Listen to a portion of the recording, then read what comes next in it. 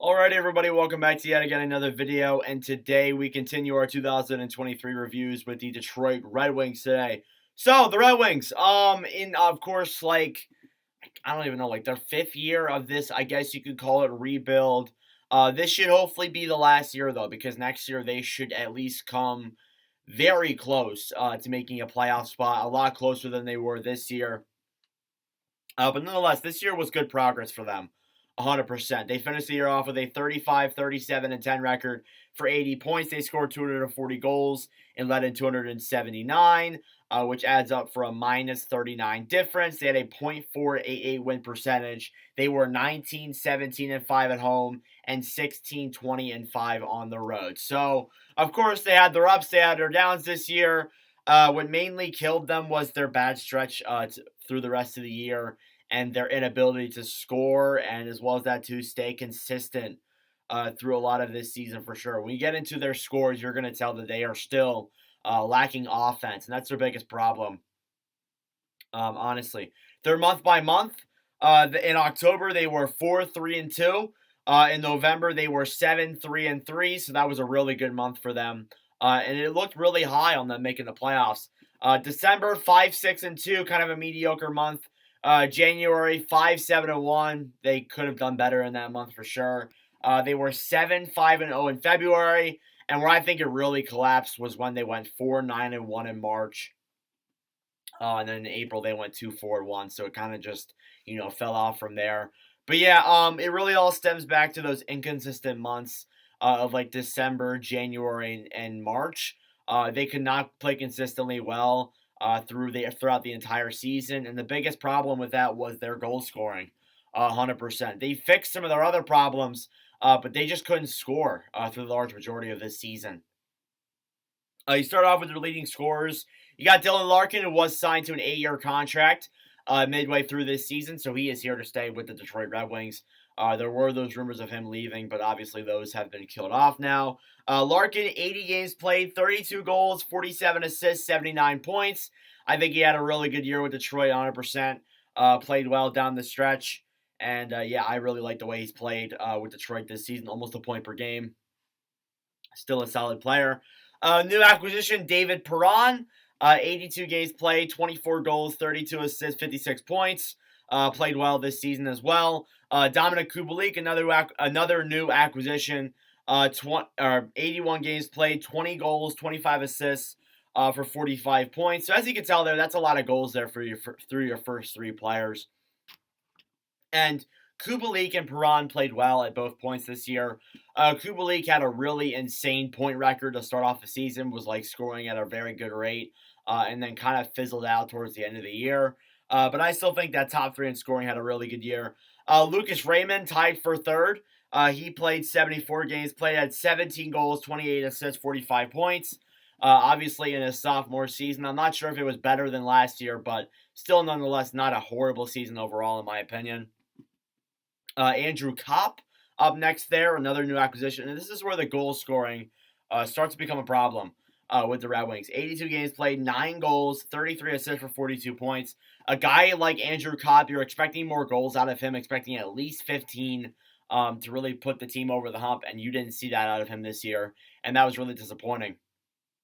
Moritz Seider, and look, the only reason why Seider had a pretty bad year, offensively and defensively, was mainly because of playing with Ben Sherratt was what really killed him.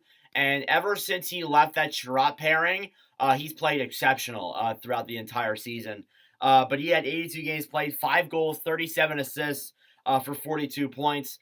Definitely expecting a much better offensive season out of him next season, but still overall, it was not a terrible year whatsoever, but, expecting more goals out of the blue line. Michael Rasmussen was up next there and scoring with 56 games played, 10 goals, 19 assists for 29 points. You see some younger players, not necessarily rookies, but you see some young players come up into the lineup, and they didn't play too bad, but there's still that lack of scoring. Jonathan Berggren was up next there with 67 games played, 15 goals, 13 assists, 28 points. Berggren was a pleasant surprise. Played really well throughout points in this season. But yeah, I liked Berggren overall. P.S. Sutter, who I think honestly could find his way out of Detroit. I've made that video mistake twice now.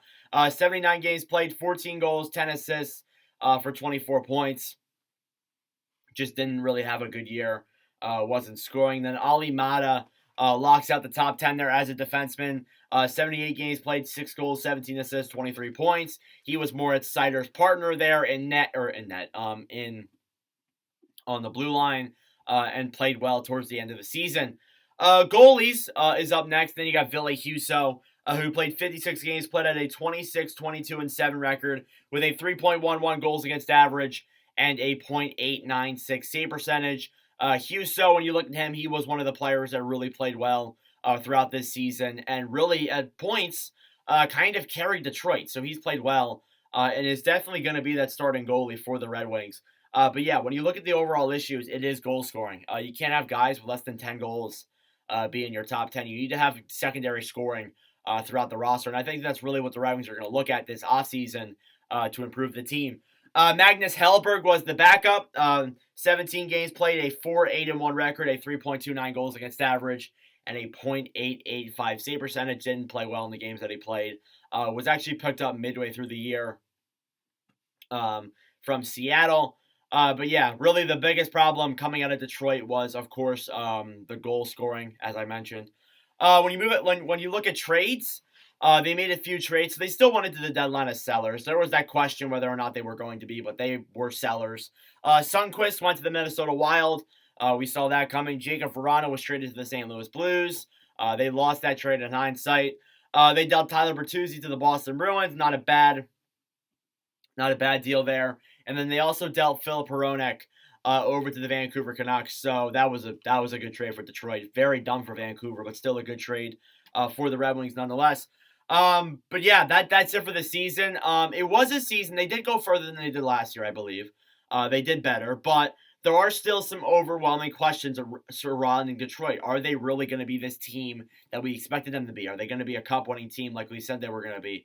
The answer is maybe. I mean, honestly, the answer was still there even when we were considering them a cup team in a few years. But still, Detroit, I think, will be a solid team. And I think they honestly will make the playoffs next year. I really do believe that. And if they don't, then you're kind of a little bit worried. But you look at some of the draft capital they have this year, and they have a much better opportunity at getting even more solid players to deepen that prospect pool. They have the 9th overall pick, which I know Red Wings fans complain about where they finished in the draft, but you were going to finish around there anyways. So what does it matter? They also have one more first from, I believe, the New York Islanders in that Canucks trade. So still a solid. Still going to get at least 2 solid players unless they decide to deal the first round pick. They have 3 second-round picks. They have 1 third, 1 fourth, 1 fifth, 1 sixth, and 1 seventh. I will say this. This is probably going to be the last year where the Red Wings are close to in the top 10 in the draft. I think next year they will make it much closer to the playoffs. And if not, they will make it. I just can't see them not missing for another year. I honestly, I can't see it. But I've been wrong before. You look at their UFAs and RFAs. Look, this is going to be a pretty interesting offseason when it comes to that. The UFAs is a very long list.